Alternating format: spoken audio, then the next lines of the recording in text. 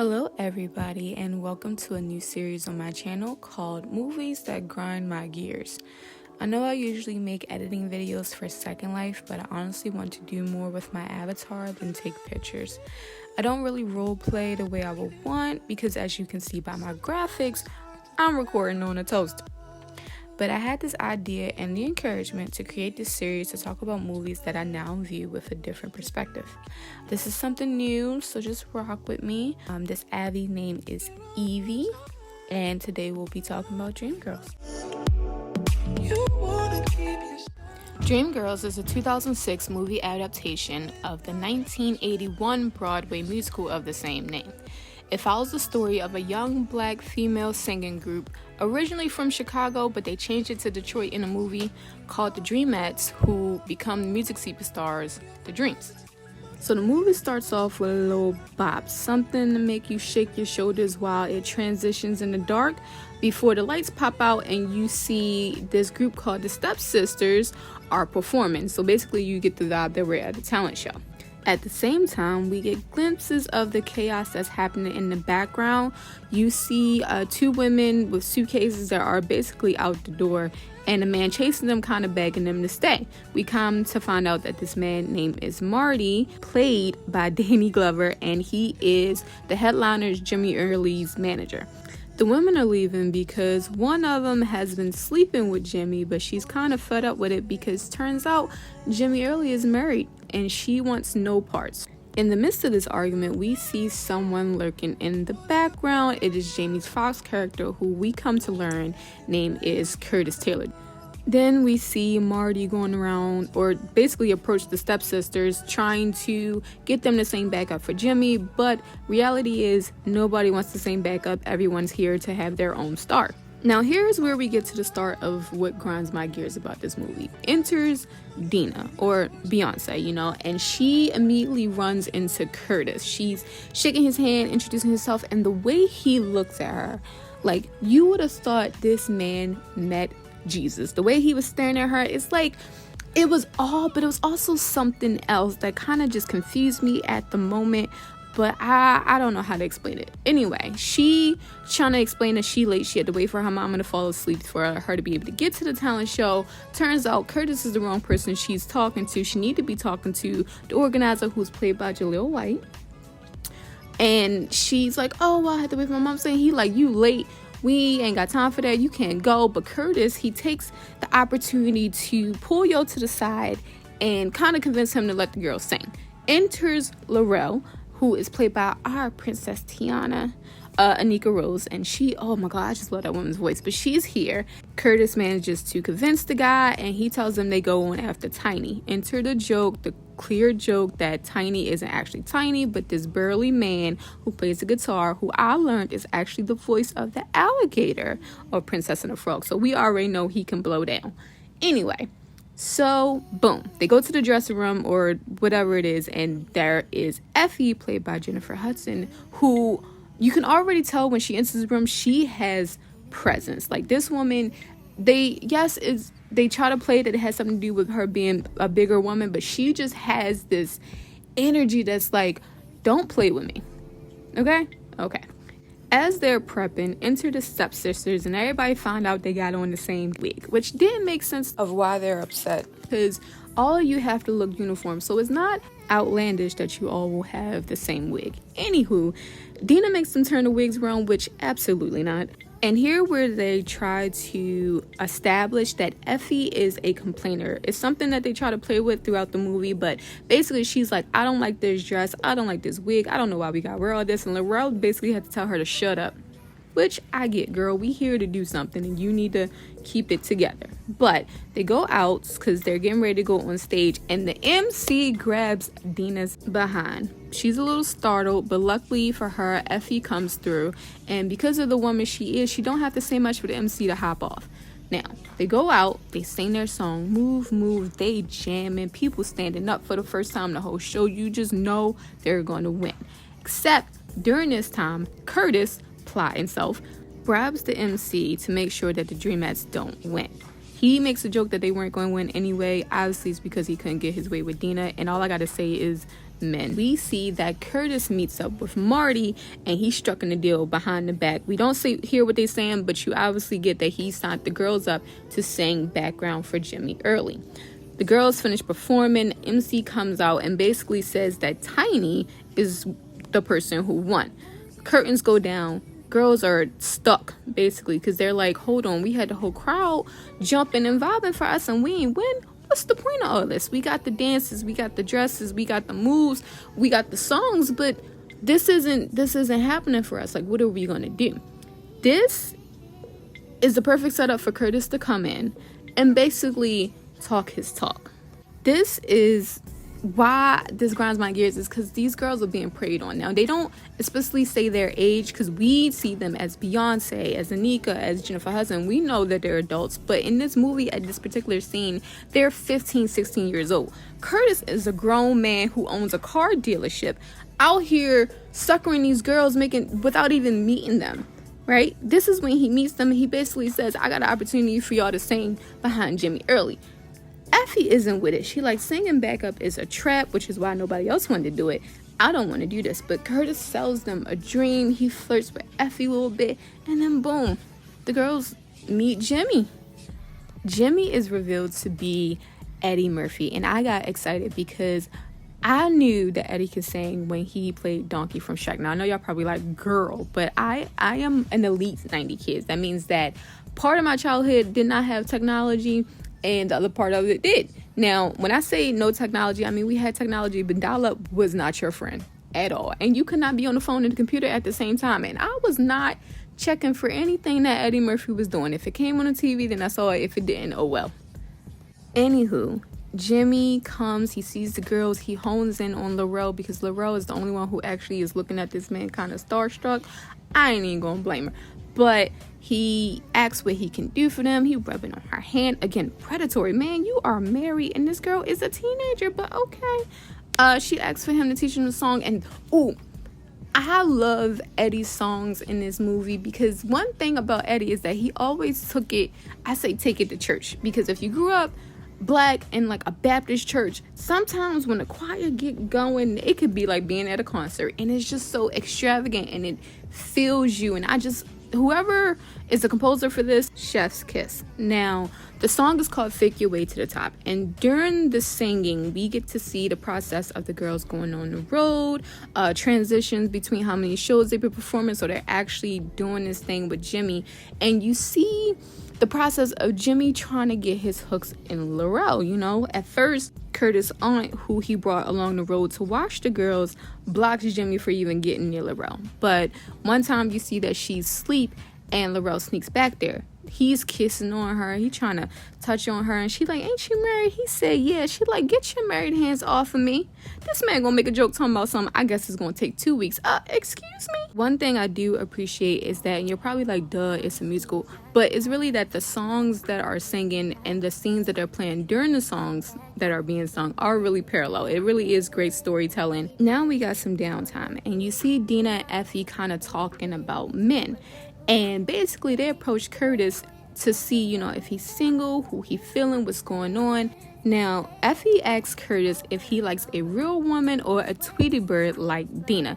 And this one, it finally clicked to me that Effie's confidence is, I don't want to say based off Dina, but Dina is Beyonce. She's light-skinned, she's small, she's very beautiful, and technically she's the beauty standard of this time and times to come. But Jennifer Hudson isn't ugly, you know, and they made it seem like because she's big.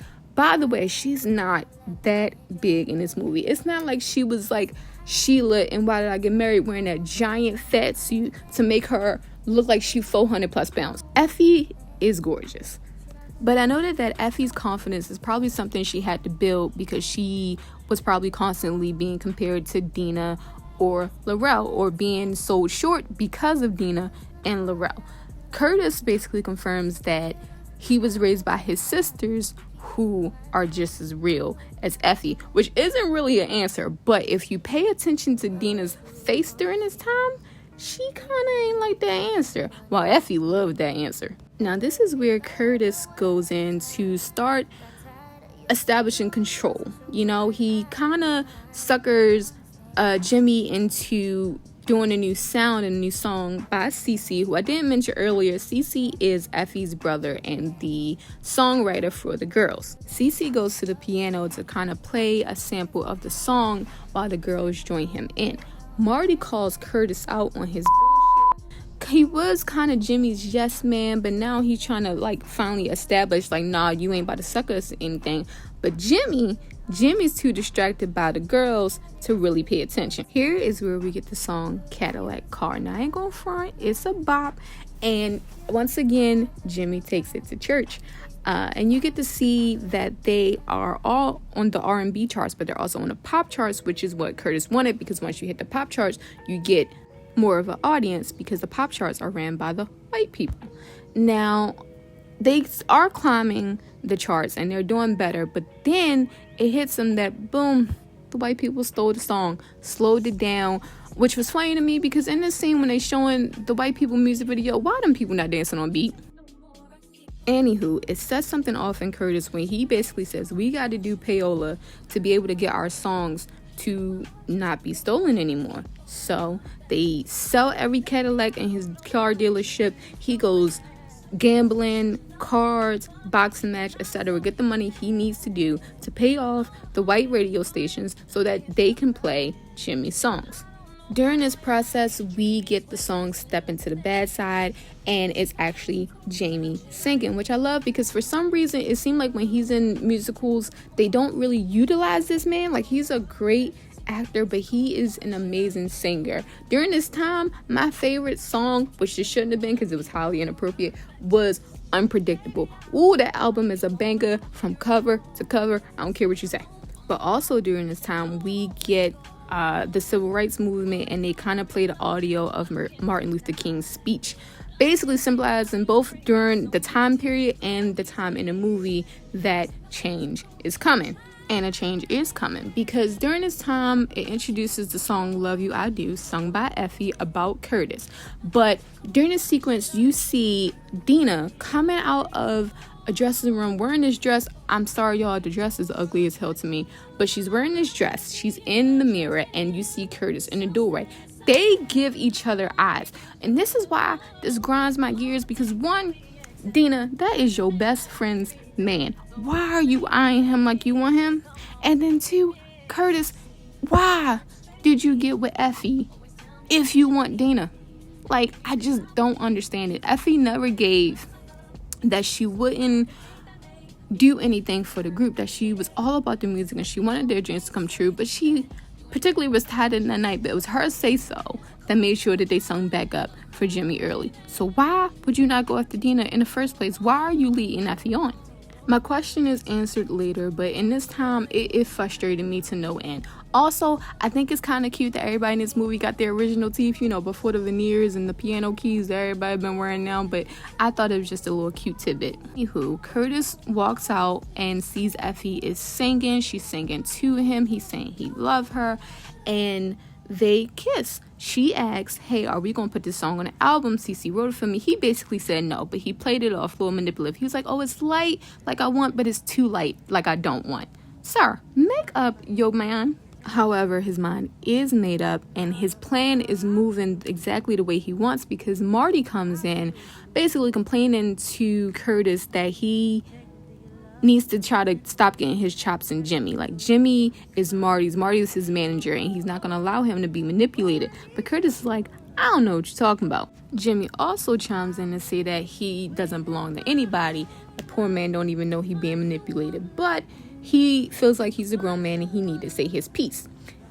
Curtis is like, well, you talking about keeping Jimmy in a certain lane while I'm trying to push him to do better, and we have an audition for American Bandstand. Now, American Bandstand wasn't really, you know, messing with colored people, but Curtis like, I got the hookup.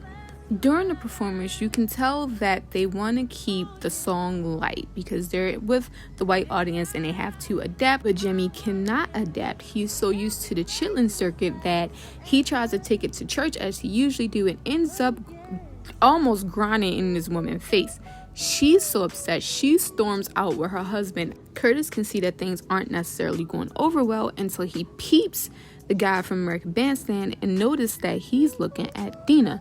And a whole new idea just pops up in Curtis here. He has to pivot and it's about to work out in his favor. So now we enter what I believe is Act 2. It starts with the girls in the dressing room in front of the vanity. And Laurel is telling Dina how she's a woman now. And it's something that we've seen in a previous scene that Laurel finally gave in to Jimmy, and it seemed like a passionate moment for the both of them. Effie makes a comment that Laurel loves Jimmy just as much as she loves Curtis, while Dina makes a sly comment that how mama raised her but up a girl. Curtis comes in to tell the girls that they will no longer be singing behind Jimmy, but they will in fact be getting their own act. Everyone starts cheering. The girls are excited, especially Effie, because this is what she's been waiting for. Her dreams are coming true, except Curtis put the flames out in those dreams when he tells her that Dina will be the one singing lead. The girls look shocked, and Laurel tries to comfort Effie by saying that she'll be singing back up with her, let Dina do all the work. But it's really hitting Effie hard because Curtis tells, and even with the help of Cece, tells Effie that the reason why Dina is singing lead because they're going for a lighter sound and they need a better look, and Dina is that look. So Effie, she's upset. She's like, you're making Dina sing lead because you like the way she look? Am I ugly to you? No, baby girl, it's not that you're ugly to him. It's just that Dina is, like I said, she is the beauty standard of the time. Effie points out that Dina has always been pretty, but Effie is the one with the voice. This is her strong suit, and it's something that's really hurting her. Although it comes off as selfish because the first thing she asks is, what about me? But this confirms my thoughts that Effie had to kind of build her confidence due to the proximity of Dina. Effie's voice is what makes her stand out, and now y'all are forcing her to the background. This is a step in making her worst fears come true, that she's going to be faded out because she's already had to be sidestepped due to her being a bigger woman. They end up singing the song Family, basically saying, hey, this is more than you. This is about us. This is about the family. This is about making our dreams come true, and we need you to help see this through. This leads into the title song where Dina takes the first time of being lead, and they do very well. The success is imminent, and they go exactly where Curtis wanted them to. They start traveling and meeting with other artists and really charting on the pop charts. And then we also see that this is causing Jimmy to somewhat spin out because that was supposed to be him, but he couldn't conform. He couldn't code switch the way he needed to. So now he's stuck back on the chicken circuit and unfortunately doing drugs. After we see a montage of the girls' initial success, we see a press conference that Curtis is holding announcing the girls' album. One of the reporters asks, what's it take to make music like this? And he says making music like this is like creating the perfect sundae. So they say, is Dina the cherry on top? This man says she is every ingredient in the sundae. Now, not only is Effie upset, but honestly, if I was Laurel, I would be upset too, because not only are you trying to slide Effie, but you're actually sliding me too. Like, she's a part of the group, and yet some reason y'all keep making this girl fade into the background. This also confirms my suspicions of why Laurel would stay Jimmy's side chick for as many years as she's did, and I think it's just because she's so used to being slighted by both Effie and Dina. She's okay with getting any little attention she can have, even if that means not fully having Jimmy but having a piece of him. But back to Effie, this kind of confirms her fears of being faded in the background and Curtis slighting her, because why is the next song that play called Heavy about this woman's weight? Now listen to me. Cece is the one who writes songs. I don't care what Curtis say. Why would you write a song tormenting your sister about the fact that she's getting bigger? The first time that I heard this song, I had to look around at my family members to make sure I wasn't the only person having this reaction, because have y'all lost your mind? But they have this woman singing a song in the studio, and her voice naturally overpowers Dina, so they kind of get irritated. Curtis comes out and is basically reprimanding her while he gets soft and gentle with Dina, because they've been there all night, and he like, oh well, deal with it when it come to Effie, but he like, oh, can you work for me please when it come to Dina? Listen, they are playing in this woman's face, and Effie calls it out. She says that Curtis and Dina are sleeping together as she storms out. But in this time that she storms out, these are when the riots are happening, you know?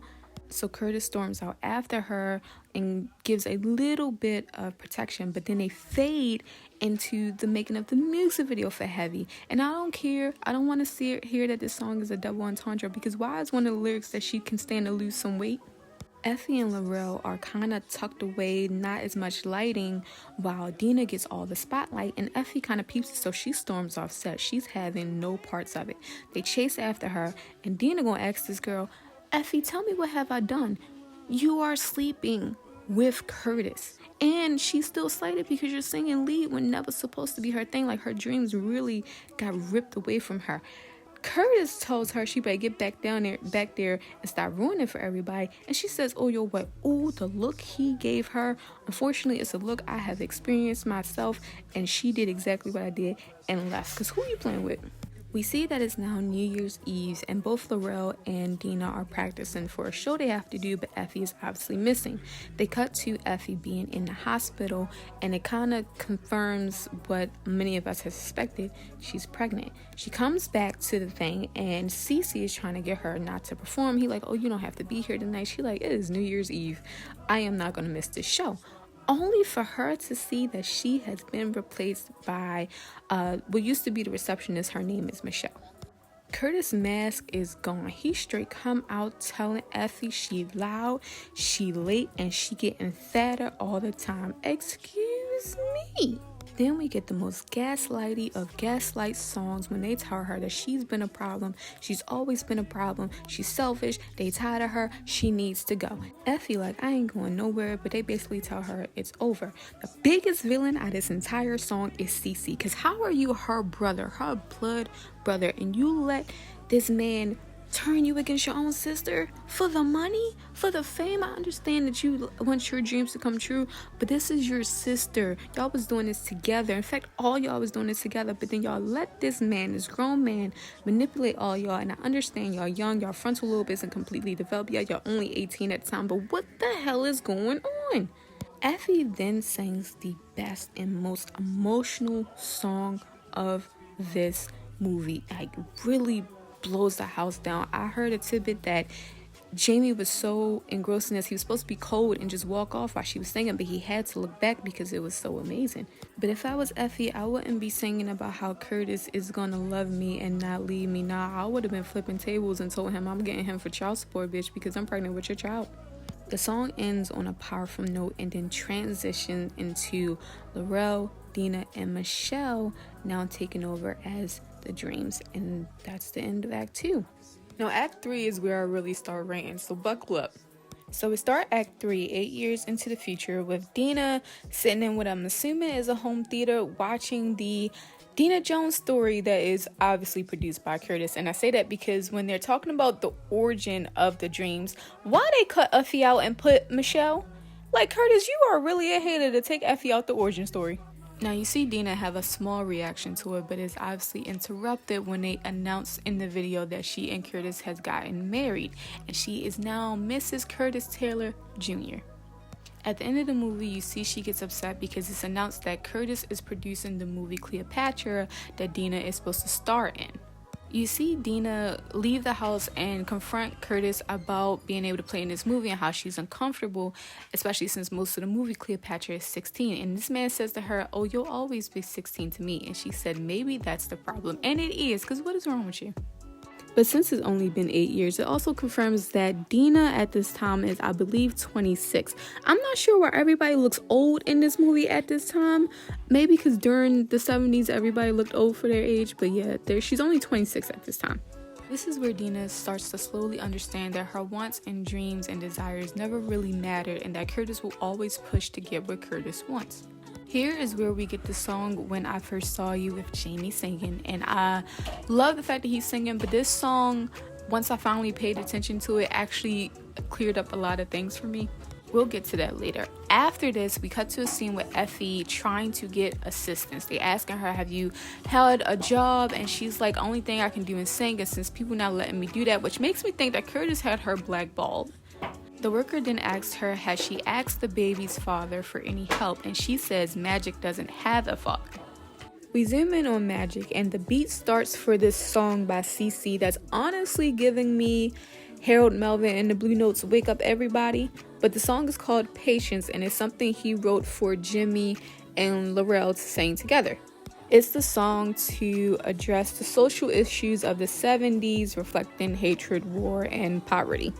During the song, we get flashes of Effie finally accepting that she needs to do something when it comes to providing for Magic. So you see her go meet up with Marty. They're in the studio finishing the song. You see they get the little choir to add on for the background vocals, and then it cuts to them presenting the song to Curtis, who doesn't like it. He doesn't like message songs.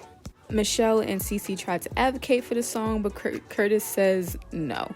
Dina apologizes, and you see that it's really hitting Jimmy hard, so he pulls out the drugs. Laurel doesn't want to see it. Michelle goes after her. Cece tries to get him to stop, and I wish I could put a picture in here to look he gave Cece, because it definitely said, get the out my face.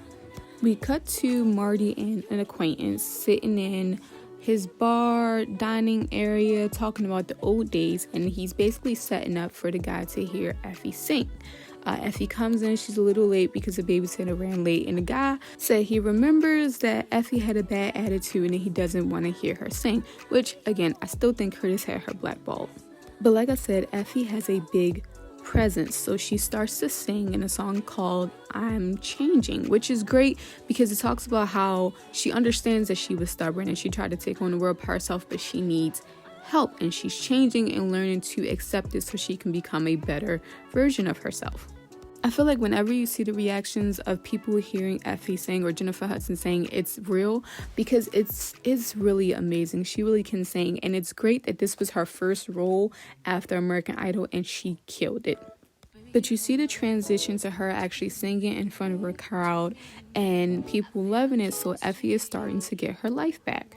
Then we cut to what's going to be a televised event of Rainbows, the Curtis record company, 10th anniversary. The copyright-free version of the Jackson 5 are performing while Laurel and Jimmy are backstage. Jimmy is trying to have a drink and Laurel tries to take it from him because she's trying to make sure that he isn't too off during his performance. The man starts mumbling, but he eventually gets out that his wife pretty much invited herself to the event. Laurel like, you mean to tell me your wife is out there? He said, yeah. She like, you know what? You can have this drink, baby. Laurel then kisses Jimmy, saying that it's their anniversary too because they've been together for 8 years. And she's upset that they're not married, but you knew he was married, and I hope you didn't think that he was ever going to leave his wife. But she did, because that's what all married men tell their side chicks. It is now Jimmy's time to perform, and he's singing a slow song while looking at both Laurel and his wife. I don't know why he didn't think they would each look at who he's talking to, but he's singing to both of them. The thing is, I said it before, Jimmy cannot do slow. He has to take it to church. So he stops his performance and improvises one of the most iconic songs of this movie. This man said, Jimmy want a rib, Jimmy want a steak, Jimmy want a piece of your chocolate cake. Curtis is pissed. He storms out the booth and down the steps to go confront Jimmy. And he's right, because Jimmy ends the song by unbuckling and dropping his pants. He goes off the stage. Curtis is like, what is wrong with you? He like, I was just trying to have fun. Laurel, back me up. She like, yeah, only a man who has lost his mind would drop his pants on live television. Curtis fires Jimmy, and right after that, Laurel breaks up with him. It's late, but you know what? She got there. The Dreams then perform We Are a Family, and you see in the crowd that CC is having remorseful facial expressions. I'm assuming we're assuming that he's thinking about Effie. The next scene is Dina meeting poolside with this director and writer of a movie that she's very interested in being in. They tell her, oh, how can you be committed? Isn't Curtis trying to get the Black Cleopatra movie going? We side-eye this Benjamin Franklin looking. Woo! Dina defends that Curtis is ambitious, but he's busy and she wants to do the movie. We cut to Curtis presenting Cece a new sound, which we come to know as disco, and Cece is having none of it. He storms off. He says he quits because that type of music takes all of the feeling out the song. Curtis is trying to convince him to reconsider, but the moment is interrupted when Laurel comes out screaming and crying because we just found out that Jimmy is dead. He died in his hotel room of a heroin overdose. Laurel is highly upset because she can't even see Jimmy's body, which I don't know why she thinks she could. I mean, the wife is not going to let that man's side chick see his body, probably won't even be at the funeral. And this is why families always tell you to get married, because you don't want to be in the obituary as his little friend. Laurel ain't even going to be in the obituary. We go back to Detroit to see that Cece has came to visit Effie. Magic is the one who sees him first, but once Effie sees Cece, she haul ass out the apartment building. In the next scene, we hear the voice before we see her, but it's Loretta Devine, and she is about to sing a tribute for Jimmy. Now, this is special because, as I mentioned, there was a Broadway 1981 version of DreamGirls, and Loretta Devine actually played Laurel. So this is a very cute moment that they put in the movie. Cece also comes to the bar looking for Effie. He finds her and he's trying to reconcile. She's storming off, but he's like, look, I got this song in me and you are the only person who can sing it for me.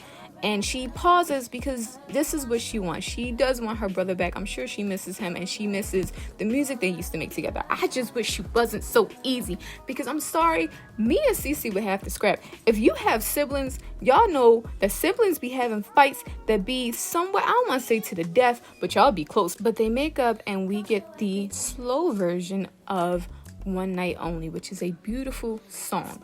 In the midst of her singing, we also get that Curtis heard the song and is kind of making traction on the Detroit airways. Curtis does not care. Like I said, Curtis is a hater. So what he do? He steals the song and introduced the disco version done by the Dreams. After this, we get Curtis and Dina at dinner, where Curtis basically confronts her about her meeting at the pool and trying to do a movie without his say-so. Mask is gone, and Curtis tells Dina that the only reason why he made her sing lead in the beginning is because her voice has no personality. This man asked her, can she read or is she just pretty? Her contract has it so she can't even take a shit without Curtis say-so. And this is where Dina starts to realize that it really is Curtis' way or no way. The thing about this scene is that I feel like it would have hit harder for Dina had we seen Curtis be charming, so that she can see the way that she has been manipulated through all these years. But Curtis is at the point where he doesn't have to hide his true personality anymore. He runs everything and everything will be ran by him, period. Here's my big think piece and gripe with this movie. I never understood why Curtis went after Effie first when he wanted Dina. But the thing that hits me after the scene is that he doesn't want Dina for who she is. He always ever seen Dina as a trophy or a symbol of his success. When it came to Effie, it was either one or two things. First, he actually did like Effie, but he knew that Dina was the symbol for success. Or two, Curtis was the type of man who likes to bring confident women down. Effie was harder to control than the rest of the group, and so if he was able to knock Effie off her pedestal, then he was able to get what he wanted. I'm assuming it's the latter, because as soon as he realized that Effie was unable to be controlled, he made sure she was kicked out the group. I mean, shoot, I said he even wanted to take her out the origin story. Watching this back, I can be empathetic at the fact that Dina is a victim of Curtis' manipulation, but I can't feel as sorry for her as I should do, because even if you want to argue that she did not sleep with Curtis while Effie's with him, she did not speak up as much as she could. She did not defend her friend as much as she could. Yes, I understand that's Dina's whole arc. In the beginning, she was very timid and she couldn't speak up for herself, and now by the end, she found her voice, but I can't sympathize with her. It doesn't matter how young she was, we've always known that betraying a friend is a big no. After this is when we finally get Dina's breakout song, which is basically what I just said. She is no longer the timid 16-year-old that Curtis has met, and she has finally found her own voice. Side note, y'all, I got personal beef with this song, and it's not because of Beyonce. I'm about to give y'all a mini story time. Don't judge me. When I was in 5th grade, we had to perform for our music class. This movie came out around the time that I was in 5th grade, and this one particular girl, my bully of that grade, I don't understand why she didn't like me. I never understood why she didn't like me, because I was one of them quiet kids who kept to myself. But when it was her time to perform, she decided to sing Listen in my face. I mean, she was staring directly in my face as if I was this girl's oppressor instead of the other way around. And so every time I hear this song, it triggers something in me, because when she was staring me in my face singing, you know what I wanted to do? I got my lick back though. But anyway, back to the movie. We hear Dina sings this song, and during the montage we see that she makes a call to Effie. After the song is over, we discover that Dina helped give Effie and Cece all the information they needed to take Curtis down. While Cece and the lawyers are talking to Curtis, Dina and Effie are reconciling, and she finds out about baby Magic. Even though Magic isn't a baby, she's almost 9. Their conversation is interrupted when Curtis comes through just to say that Effie is still as much trouble as she was when he met her. Effie says Curtis hasn't changed either, except he's looking a little heavy and could lose some weight. She steps out the room for Cece to tell her that the disco version of One Night Only will be axed, and only her version of the song will now be on the airways. So it's a win for Effie. The next scene is Curtis coming home to see Dina's mother because she came to pick her up. Dina is leaving Curtis. Dina was fed up. She asked that man how could he do what he did to Effie, and she's basically tired of being his pet. So she leaves, and it's an instrumental of When I First Saw You playing in a scene of just showing that Curtis' dream is now leaving. We're at the end of the movie, and it is literally a goodbye performance by the Dreams. Even though the sign said Dina and the Dreams, well, we gonna let that go. The girls sang the goodbye song, and side note, the dress is cute because it shapes their figure so nicely. Body is tea. When the song is over, Dina announced that Effie is also there. She comes out much to Curtis' surprise, and they sing the theme song, or the title song, Effie version, which has a little more passion in it. During the performance, Effie starts singing to Magic. She's sitting in the front row, and Curtis peeps. He's like, who's she talking to? Only for this man to go down to the front of the stage and see Magic sitting in her chair. Magic doesn't see him, but he sees her, and then he looks at Effie, and the movie ends on the final note. This movie is amazing, both storytelling and the music. I honestly just can't stand the characters. But the one thing I am going to say before I end this video is that Eddie was robbed of his Oscar. I don't care what anyone says. And the fact that they said Norbit is the reason, I'm about to give y'all an analogy, and y'all tell me how this makes sense to me, okay? Say you're back in grade school, and English is your subject. Every single semester you get an A, but your subject that you're not good in is math. Let's say sometimes you get C's, sometimes you get D's, but you always pass. Let's say that. This particular semester you get your report card and you see that you got a D- in math. Okay, it's not out of the ordinary. It's something you expected. But when you look at your English grade, you got a B-. You're like, hold up now. I always get an A in English. Why do I have a B-? You go to your English teacher to try to figure out what happened. Your English teacher tells you, oh, no. You did everything right. I just had to give you a lower grade because you got a D in math. Now you sit up here and you tell me that your parent wouldn't be in that teacher's face quick as hell. That's what the explanation sounds like when I hear that Norbit is the reason why Eddie did not get his recognition, because we are so used to seeing this man in comedy that a lot of people don't see that he could play a serious role when acting is this man's game, especially since we just learned that the Academy wasn't even watching these movies when they was voting on them. They just started making it a requirement to actually watch these movies, so that was bull. Overall, DreamGirls is a 3 out of 5 in my book, but I do love it, and I want to thank you guys for going on this journey with me for my first movies that grinds my gear. I hope you guys have a great day or night wherever you are, and I will see you next time.